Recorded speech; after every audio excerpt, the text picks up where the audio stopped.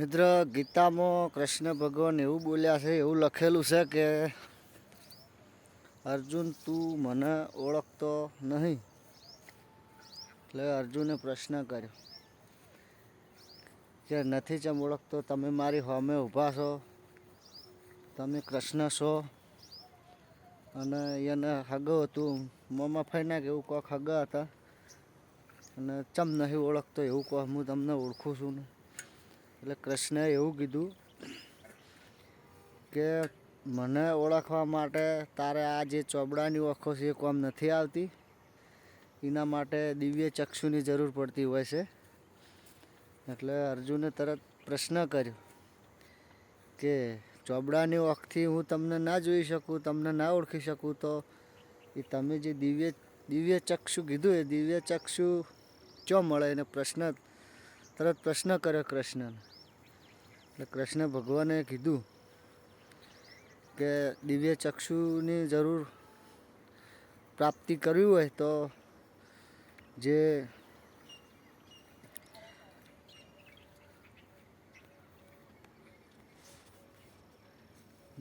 દિવ્ય ચક્ષુની જરૂર હોય તો જે મહાપુરુષ જાણતા હોય એની જોડે જવું પડે.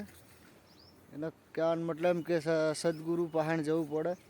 અને કૃષ્ણ પોતે જાણતા હતા, પણ એને એવું નહોતું કીધું કે હું તને બતાડું એમ દિવ્ય ચક્ષુની જરૂર હું તને આપું જરૂર હોય તો. એવું કૃષ્ણ ભગવાને સામેથી નહોતું કીધું, પણ અર્જુને પાછું ફરીથી કીધું કે હું તમને જ ગુરુ માની લઉં અને તમે જ દિવ્ય ચક્ષુ મને આપો. પછી એને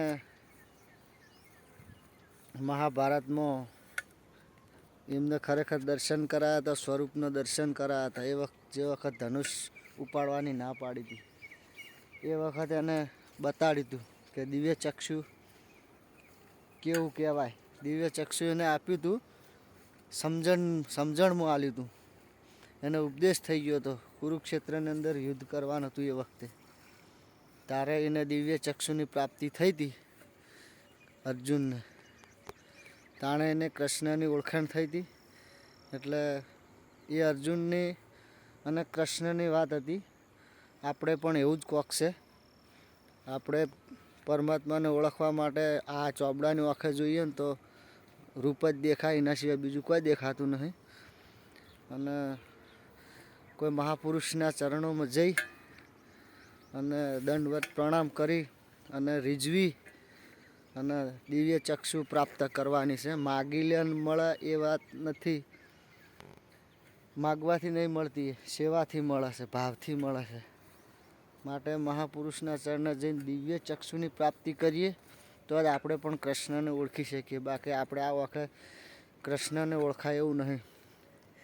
માટે વિડીયો ગમે તો લાઈક શેર કરજો અને જય શ્રી કૃષ્ણ લખજો. જય શ્રી કૃષ્ણ.